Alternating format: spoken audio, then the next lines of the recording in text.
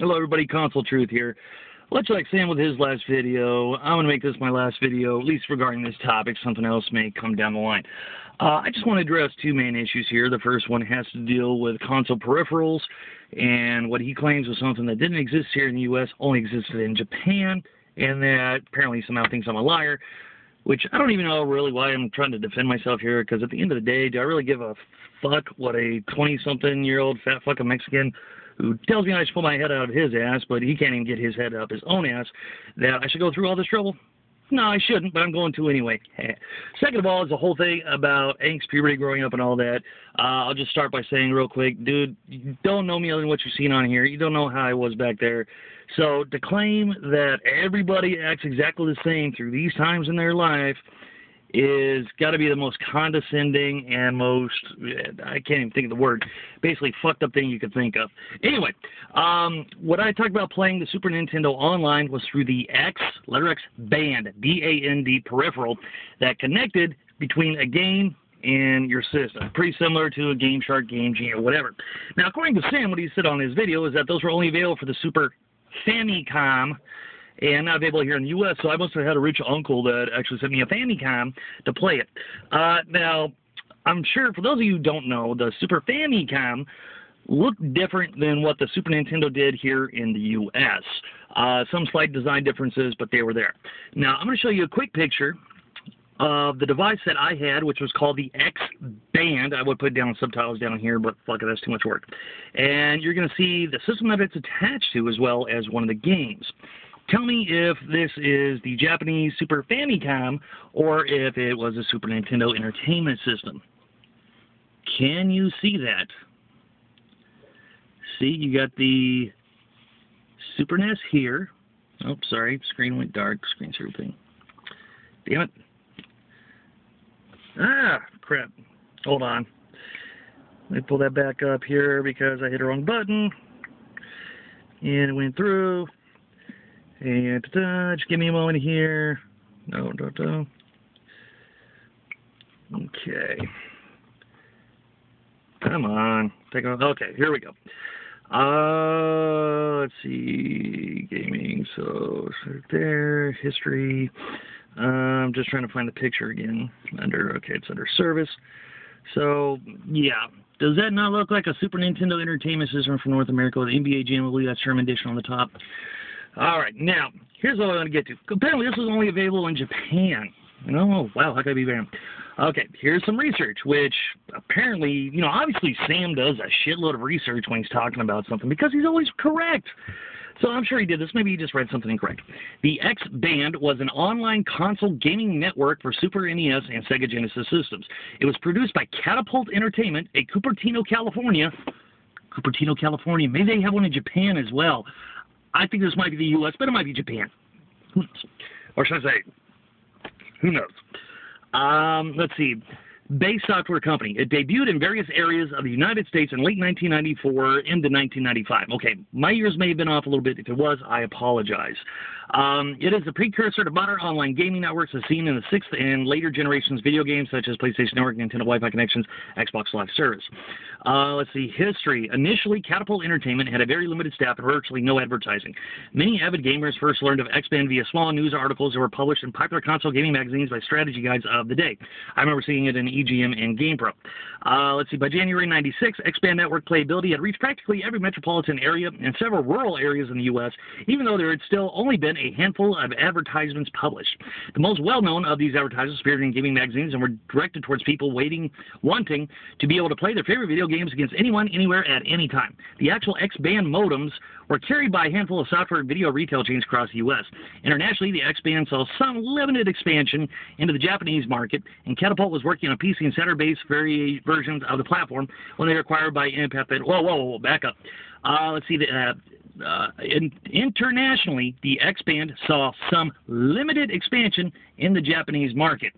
I guess they're talking about Japan, Georgia, in the U.S. Because Cupertino, California is, of course, in Japan. It's right next to Kobe. It's between Kobe and Nagasaki. Almost got killed by the bomb, but I guess it didn't. And this here is actually, like I said, once again, Japan, Georgia.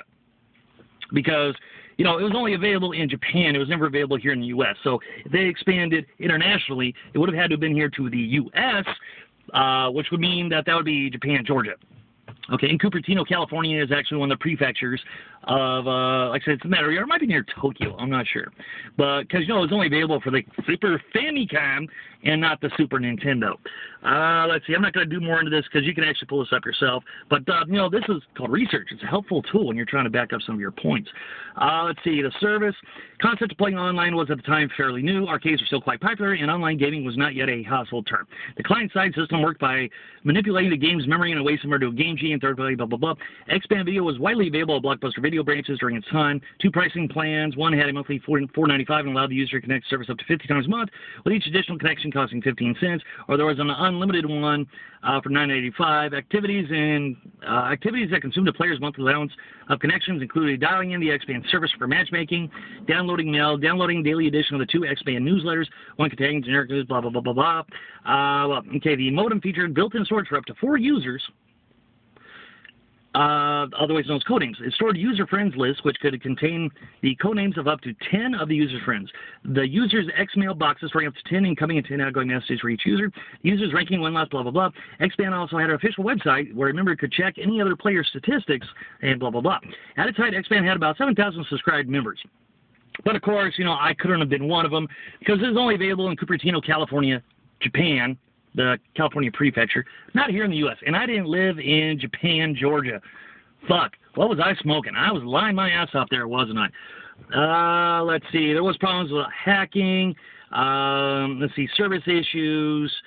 And it was actually, people could actually use the XBAND for free long-distance phone calls if you knew how to do a hack, which was cool. Let's see what else is on here. Let's see, supported XBAND games, so there wasn't a lot more for the Super Nintendo than for the Sega Genesis, but you had Doom, King Griffey Jr. Baseball, I believe this is a complete list, Kirby's Avalanche, Killer Instinct, I remember playing that, Madden 95, 96, Mortal Kombat 2 and 3, loved Mortal Kombat 2, I do remember playing that, NBA Jam TE, I did have the original NBA Jam, didn't play the TE, NHL 95, 96, Super Mario Kart, Super Street Fighter 2, I thought it was Street Fighter 2 Turbo, that's my mistake. I picked the wrong game, okay, my bad. Weapon Lord and A Link to the Past. There was a secret maze game that you can get with it. It was also available for Saturn. Oh, wait a minute. This may have been what you were talking about, Sam. XBAND for the Saturn was only available in Japan. Although, why would you want, if I'm not mistaken, the Saturn had its own deal. So, yeah, once again, see, 95, 96. Like I said, I may have been off on the dates. I may have said 93, 94. If I did, I apologize. That's my bad. But yeah, once again, Catapult Entertainment designed it. It's called the XB as in boy, A as in asshole, N as in numbskull, D as in dipshit. 96 is used pretty much everywhere, or you could use it everywhere. And let's see. Once again, Super Nintendo, Sega Genesis, Catapult Entertainment from Cupertino, California, Japan. And like I said, you know what? I didn't live in Japan, Georgia. So I guess, yeah, you were right. I didn't get it. You know, I lied.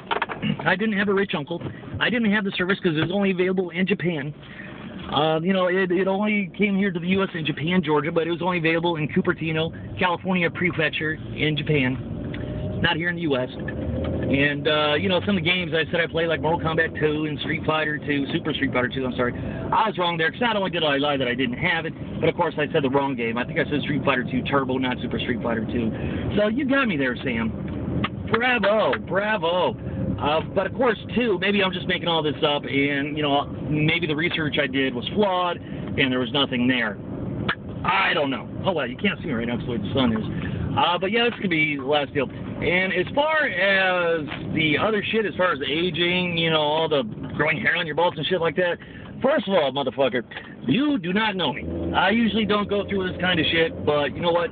Gotta take it a little harsh here, because if you don't know anybody, you can't claim that they went through the same shit that everybody else does go through. Everybody is different. You're different from me, I'm different from you. You know, I don't know when you start growing hair on your balls. I really don't want to know.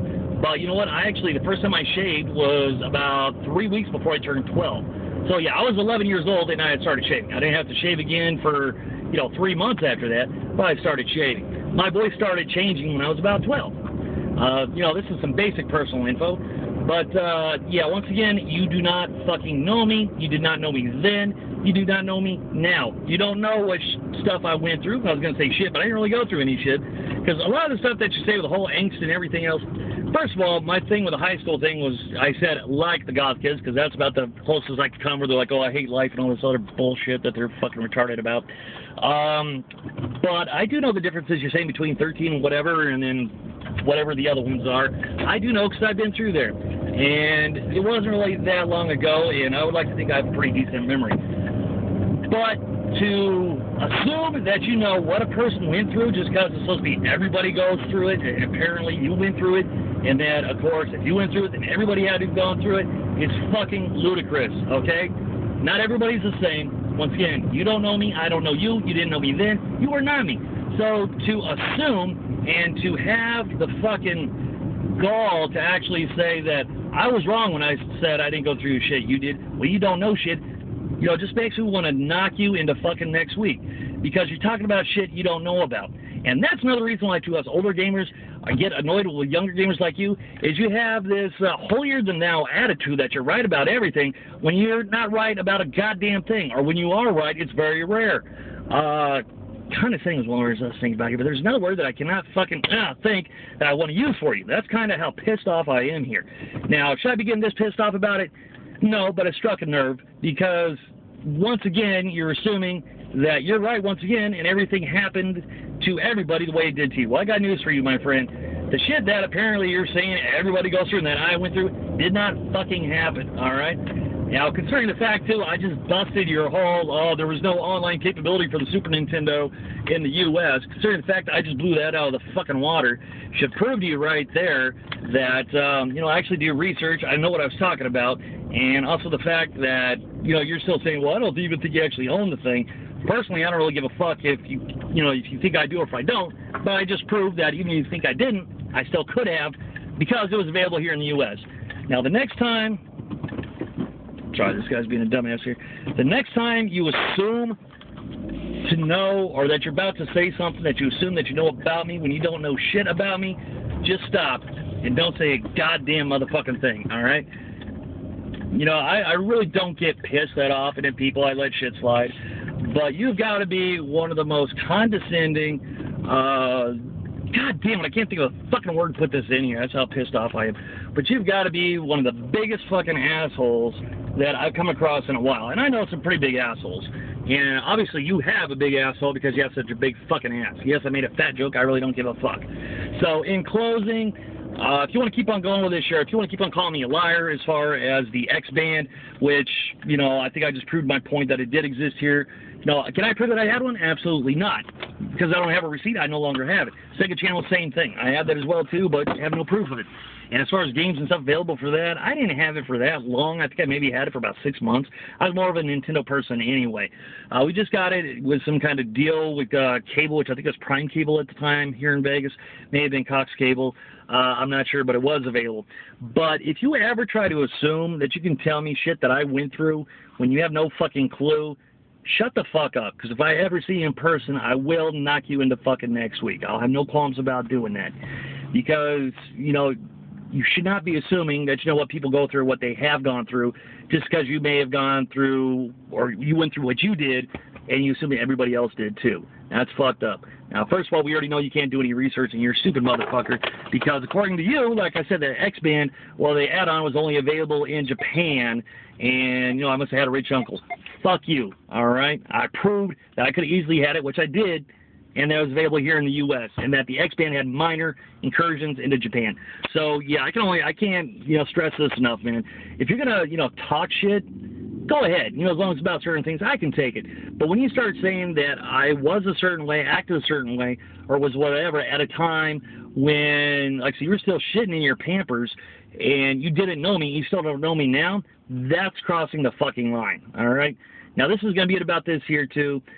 You know, I used to think you were a decent guy, even though you were a little misguided and a little fucked in the head. But this is just showing that, you know, you got to be one of the most pathetic pieces of shit on the internet. I mean, I'll still watch your videos and all for a laugh, but, you know, I can't take anything you say seriously now or believe you. So, everybody else who's watching this, thanks for watching. Hope you like the show. For you, Sam, fuck you.